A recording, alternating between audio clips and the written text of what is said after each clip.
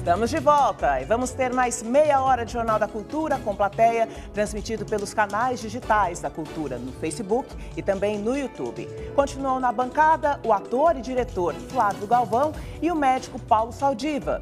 E o nosso assunto dessa meia hora a mais do Jornal da Cultura foi escolhido pelos internautas na votação encerrada hoje no começo da tarde.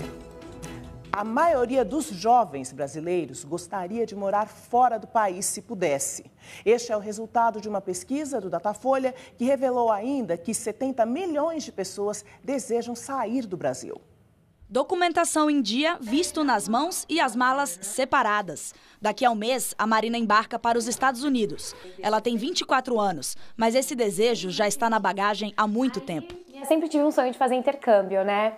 Então, com algumas coisas que estavam acontecendo aqui no país, eu falei assim, eu acho que é o momento agora de estar indo atrás do intercâmbio. A Marina não é a única. Uma pesquisa do Datafolha revelou que 62% dos jovens entre 16 e 24 anos querem sair do país. Mas brasileiros de outras idades também seguem a mesma tendência. O índice atinge metade dos que têm entre 25 e 34 anos e mais de 40% dos adultos em geral. Se pudesse, iria levar a família embora. Tudo é cansativo aqui, na verdade. Nossa política, tudo.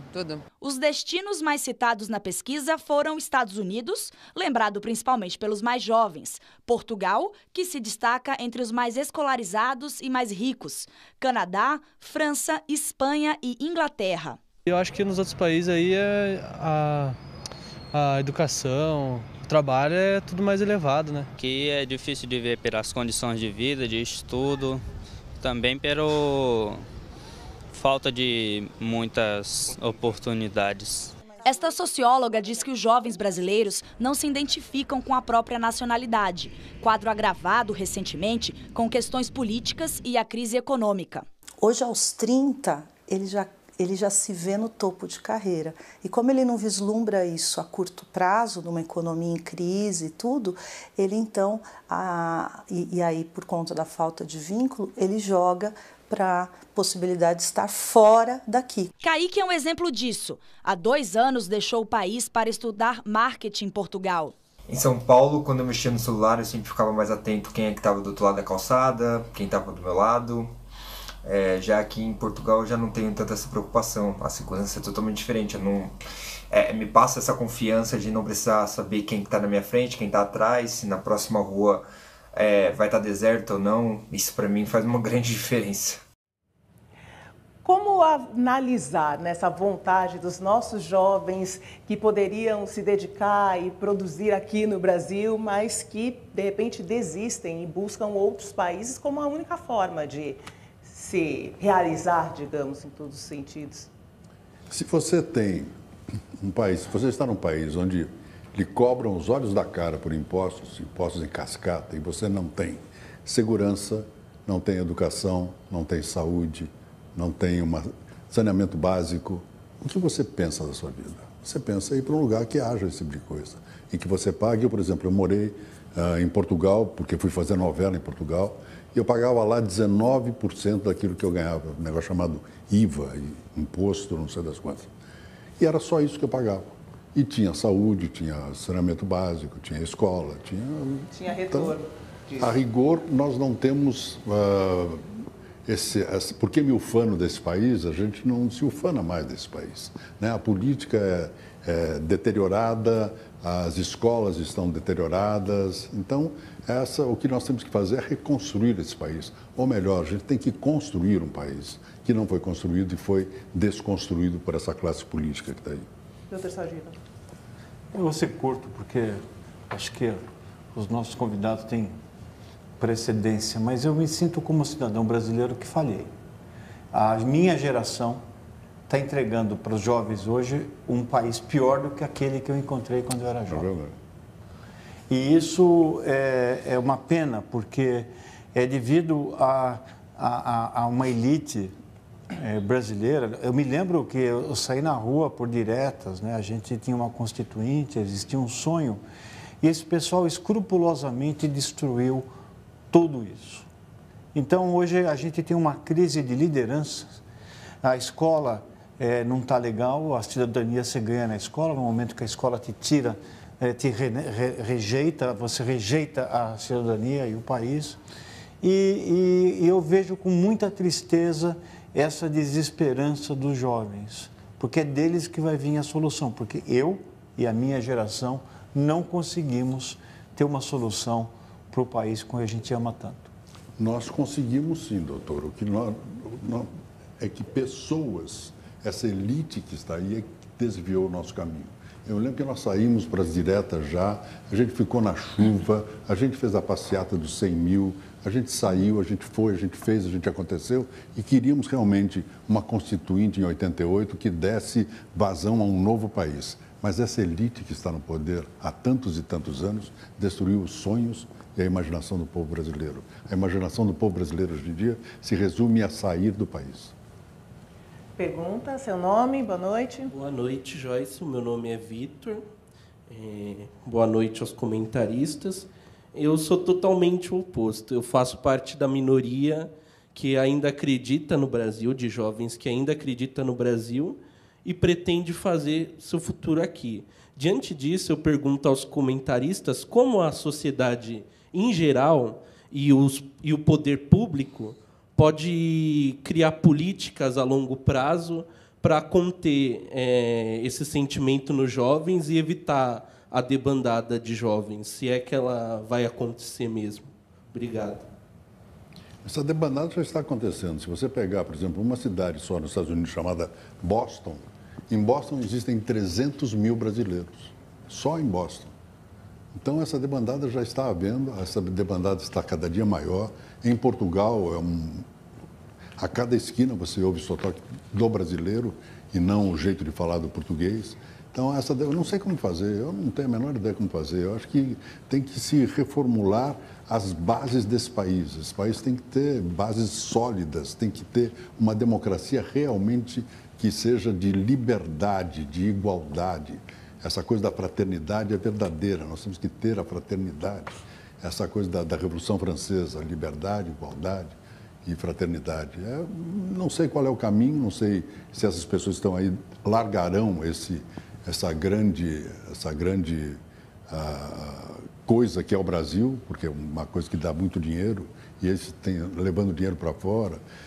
Eles ficam aqui e levam dinheiro para fora. E nós que estamos aqui queremos ir para fora para poder sobreviver. É isso que é o grande problema. A questão seria como atrair esse jovem que desistiu do Brasil. Mas como é que você entra? Veja, eu acredito que você tem que dar uma... Sabe aquele Ctrl-Alt-Del quando o sistema dá pau? Né? O nosso sistema operacional deu pau. O caminho para a política passa por partidos sem representatividade, que utilizam o dinheiro do fundo partidário para enriquecer a si mesmos e negociam a sua adesão a partir de cargos que a gente paga. Então, nós não só pagamos o fundo partidário, como também pagamos, com os nossos impostos, empregos para gente que não tem a menor condição, que não sabe fazer um ó com um copo. Então, o problema é que enquanto você tiver essa barreira do voto partidário, se não tiver o voto espontâneo, você não vai ter novas lideranças.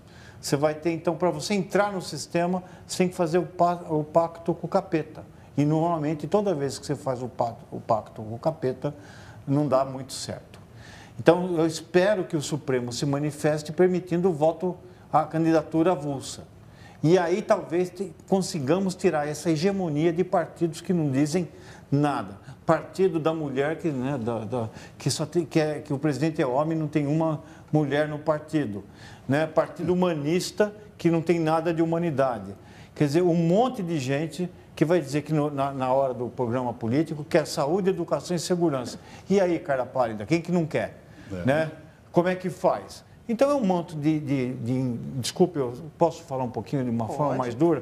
É um monte de gente inepta, desonesta e que chama a gente de idiota ainda, porque eles vão falar achando que a gente vai acreditar naquilo que eles estão falando.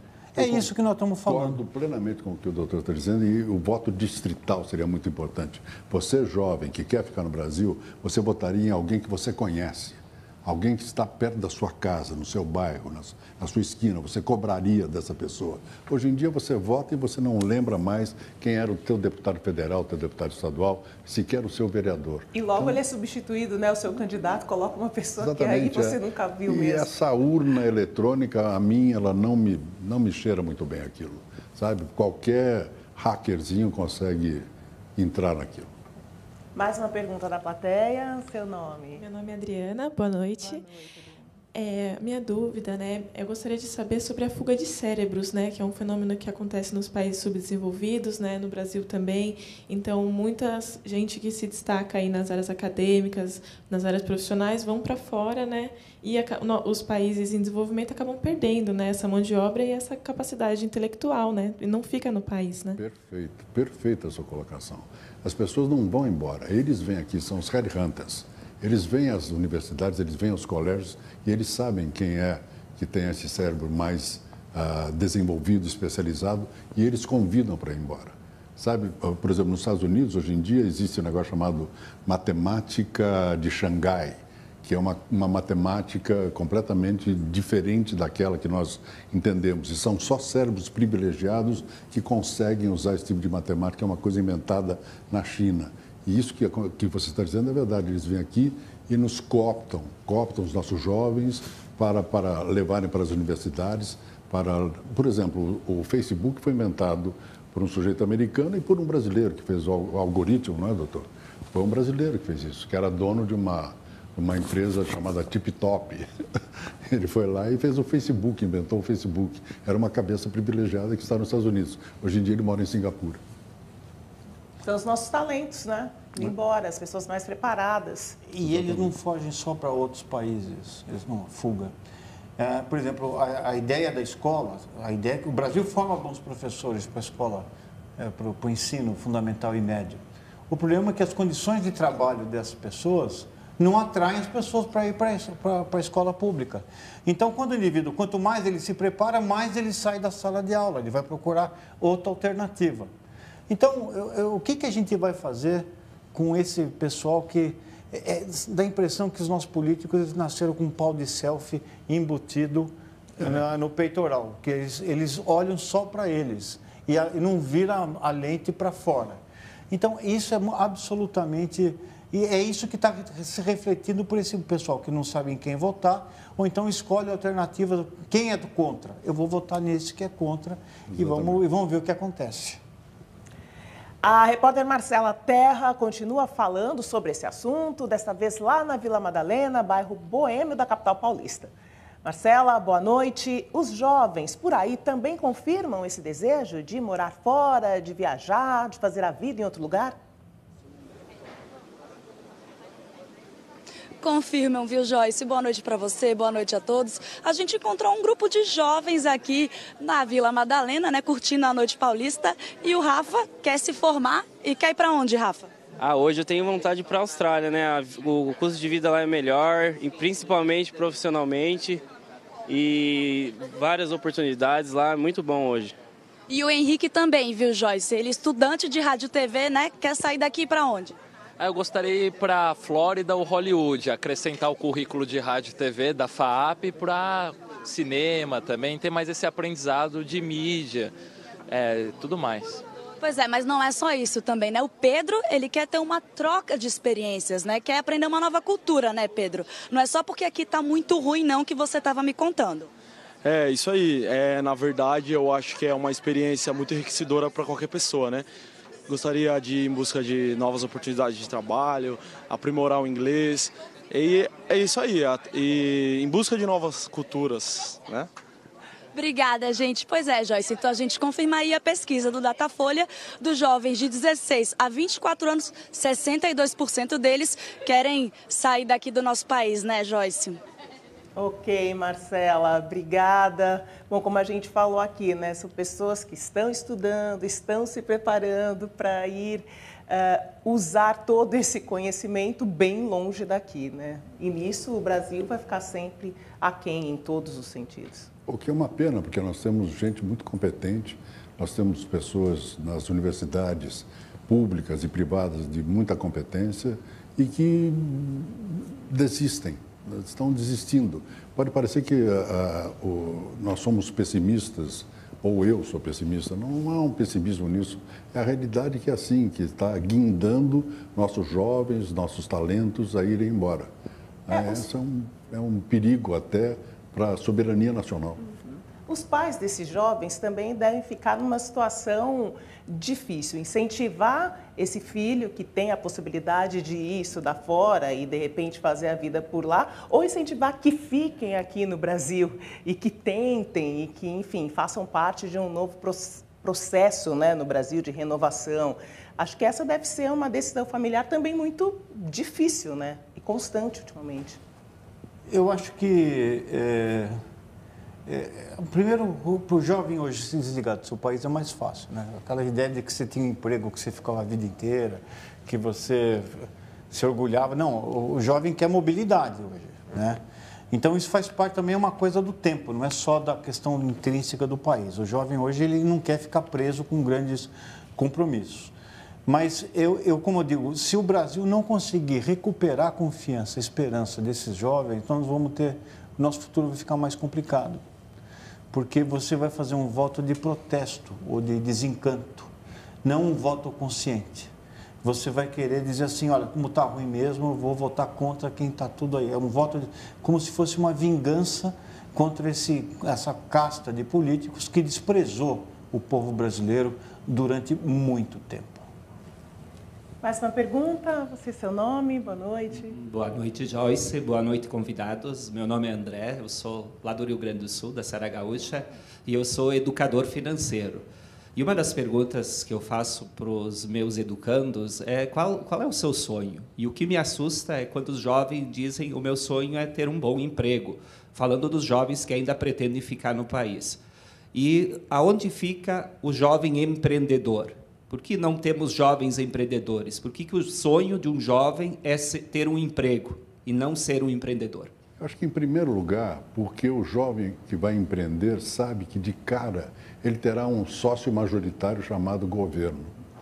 Ou seja, é impossível você empreender nesse país, porque imediatamente você já tem um sócio que vai tirar pelo menos 50% ou 60% daquilo que você produz.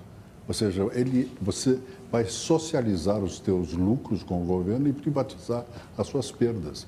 Imediatamente você pensa, eu não quero entrar numa jogada dessa. Não tenho sonho de empreender. Se houvesse possibilidade de empreender sem ter essa sociedade com o governo, talvez as coisas fossem mais fáceis. Acaba sendo lucrativo só para uma das partes, né? O outro fica só com as finalidades.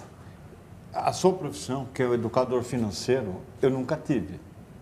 Quer dizer, o fato de existir um espaço para um educador financeiro na escola, eu tive que decorar os afluentes da margem esquerda e direita do Amazonas. Javari, Juruá, Purus, Madeira, Tapajós, Xingu e Tocantins. E Sajapurá, Negro, Jamundá, até isso eu sei.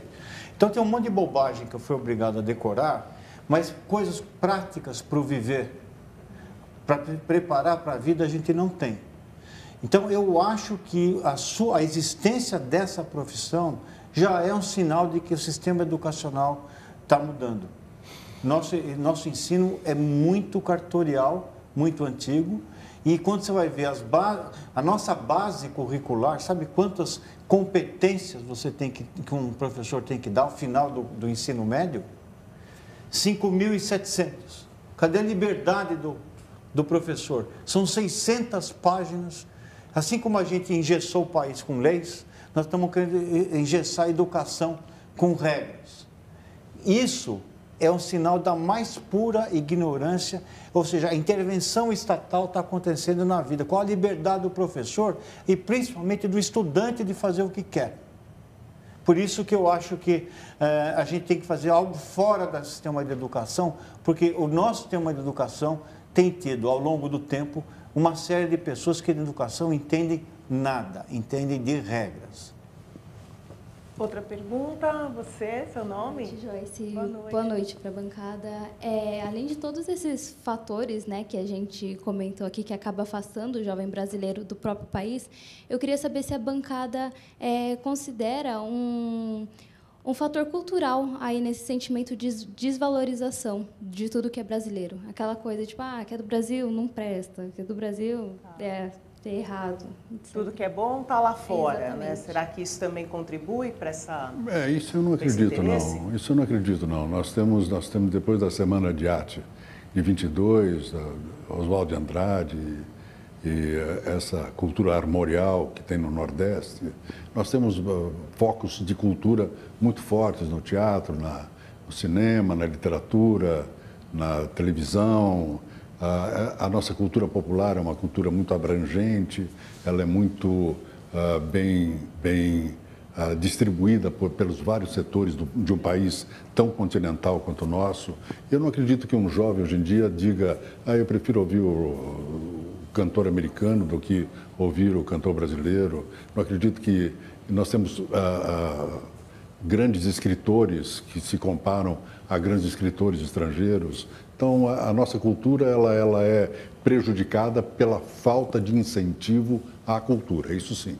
Nós temos um Ministério da Cultura que não existe, nós temos secretarias de cultura que não existem, em que poderia aproximar o povo, a população, da nossa cultura, mas isso não existe. Mas a cultura em si, no sentido mais geral, mais global, ela continua resistindo. Nós somos culturalmente resistentes. Eu resisto. Doutor Saviva. Eu acho que o brasileiro gosta e admira o Brasil que deu certo. Acho que um jovem hoje tem orgulho da Embraer, tem orgulho da nossa música, e fala que o Brasil não tem planejamento. Pergunta se... Eu moro perto da Vai-Vai, né? Meu sonho um dia virar destaque ali, com o microscópio na cabeça das baianas, aquela coisa de cientista. Mas pergunta se atrasa. Pergunta se falta planejamento. Acabou o carnaval, 2 meses depois o pessoal já está planejando o enredo. Porque ali é uma manifestação onde o povo, aquela comunidade do bairro, ela se envolve e aquilo faz parte e é reconhecida pelo seu trabalho. E assume a comunidade. E assume como dela. Então, eu acho que o que aconteceu é que a gente hoje, houve uma dissociação entre o sistema dirigente e o mundo real. Mas sabe Galápagos, que é aquela tartaruga esquisita, quando separou no continente?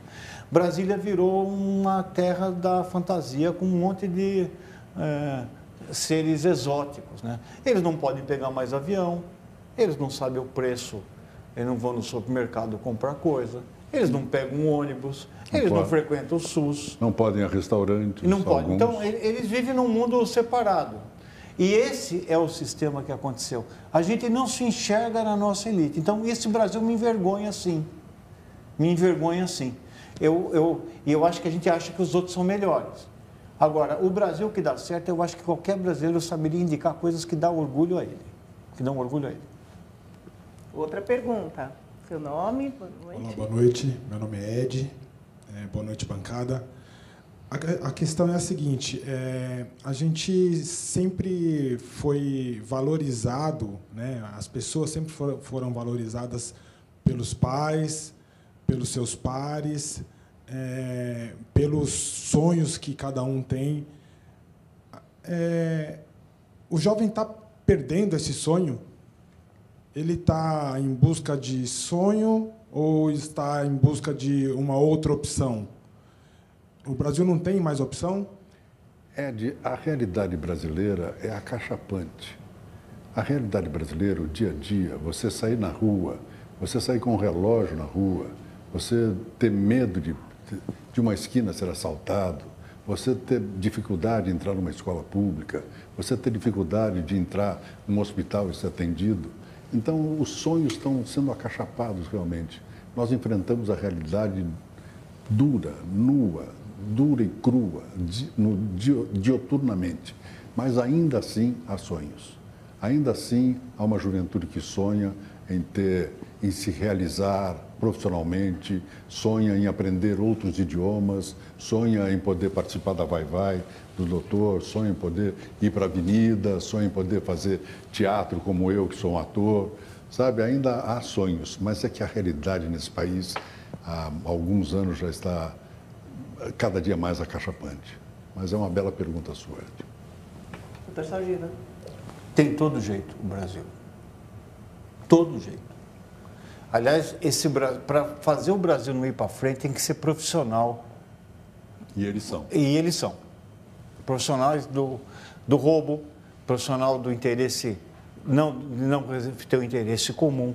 É o jeito de você fazer uma corporação onde você ganha sempre. O Brasil, com um pouquinho de jeito, se você for analisar, quando você pega Singapura era o lugar de drogas, era a pior coisa que existia no mundo. Resolveu em 20 anos com investimento maciço em educação. Essa minha geração está perdida. Mas se você der condição para essa juventude brasileira se formar, o Brasil vai para frente com muita facilidade. A Coreia do Sul, quando terminou a guerra, em 54, ela tinha o mesmo nível que nós tínhamos na época. O PIB, a educação, era tudo igual. A Coreia do Sul investiu na educação e fez um grande país. E eles investiram em fábricas, em tecnologia, e nós investimos em shopping centers. Esse é o grande problema do país. Ou seja, o que o doutor disse é verdade. Essa elite que está aí fez desse país essa fábrica de não sonhos. Mas vem de muito tempo, né? Sabe quando chegou a primeira prensa no Brasil? 1808, com Dom João VI. 520 anos depois que o Gutenberg tinha inventado. Quando a primeira curso superior no Brasil foi declarado em 1808, começa a funcionar em 1810. 250 anos depois que você tinha uma universidade na América Espanhola. O Brasil, quando o Dom Pedro I vai virar Dom Pedro IV, tinha 95% de pessoas analfabetas, enquanto os Estados Unidos, na época da sua independência, tinha mais de 50% de pessoas letradas. Ou seja, e nós mantivemos, por uma opção errada do Brasil, de investir predominantemente na agricultura, e o Império não deixava ter banco, o capital dos fazendeiros era o quê? Escravo. Então, você mantém a escravatura durante muito tempo. Nós temos um legado de atraso gigantesco, que não foi pago até hoje. E isso só vai ser resolvido com uma coisa, quando a gente reverter esse ciclo de ignorância programada e investimos maciçamente na educação de ensino fundamental e médio.